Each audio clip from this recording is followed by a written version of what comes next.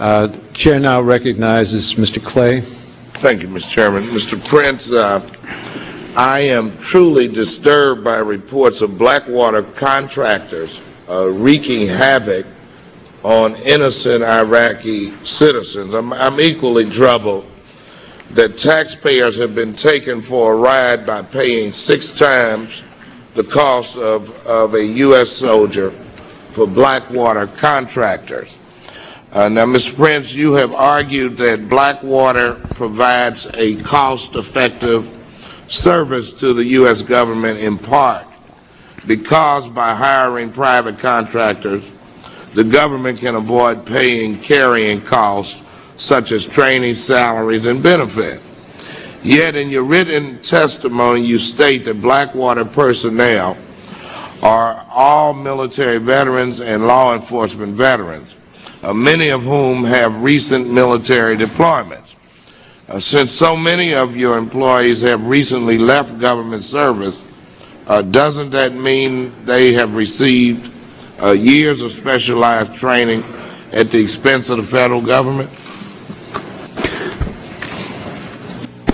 People serve the U.S. government for different periods of time, and that's a choice they make and have been making since the U.S. has had a standing military. They serve for 4 years, they serve for 6, they serve for 20 or 30. So the U.S. taxpayers have paid for that training? They're paying for that anyway. We provide a vehicle, a mechanism for the U.S. government to utilize that sunk cost that they put into the training for these people. We reorganize it and package it in a way to fill these gaps that the U.S. government has in these kind of contingency operations. To stand up a 1,000-man, or actually you need a 3,000-man, at least, military police brigade to do this kind of work, because for every person that's deployed, they're going to have 2 more back stateside, 1 in training and 1 in stand-down. So you spin that meter and the costs get big very quickly. You know, so we're just reorganizing those skills that the government has already paid for. Yeah, and putting it back to work. last week, Defense Secretary Robert Gates expressed concern that Blackwater and other private military contractors are actually poaching the military's ranks, luring service members away with much higher salaries. When Secretary Gates testified before the Senate Appropriations Committee, he said he has asked Pentagon officials to work on drafting non-compete clauses in order to put some limits on the ability of these contractors to lure highly trained soldiers out of our forces to go and work for them.